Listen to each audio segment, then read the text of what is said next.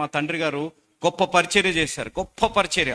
వచ్చిన ధ్యానాలు రేడియోలో అన్ని కంప్లీట్ చేశారు. Verse by verse Bible study మా తండ్రి గారు చేశారు. టీవీలో కూడా ఇప్పుడు కూడా మా తండ్రి గారు దేవుడి సన్నిధిలో ఉన్నా కూడా మేము టీవీలో ఇప్పుడు కూడా ఆ verse by verse Bible study వేస్తున్నాం. ఒకరోజు మా తండ్రి గారితో ఒక ఆరాధన ఛానల్లో ప్రతిరోజు సాయంకాలం 7:30 గంటలకు మా ప్రోగ్రామ్ వస్తుంది. సో ఆరాధన ఛానల్ ఒక యానివర్సరీ ఫంక్షన్కి వెళ్ళాం. నేను, మా నాన్నగారు, పెద్ద పెద్ద మహా సేవకులు, గొప్ప గొప్ప సేవకులు అందరూ అక్కడ వచ్చారు.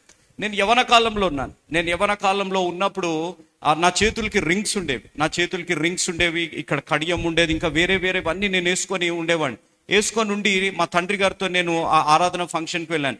మా డాడీ అన్నారు, పర్లేదురా ఏదో ఒకలాగా వెళ్ళిపోదాం అంటే, డాడీ అలా ఎలా వెళ్తాము, మీరు ఇంత పెద్ద సేవకులు, మీరు నార్మల్గా వెళ్తే ఎలా, మనం మంచిగా వెళ్ళాలి, ఒక కారు అరేంజ్ చేస్తాను, కారులో వెళ్ళాలి, మనం బాగా తయారై వెళ్ళాలి అని అంటే, మా డాడీ సింపుల్గా వచ్చారు. నేనేమో మనం యవనస్తులం కాబట్టి కొంచెం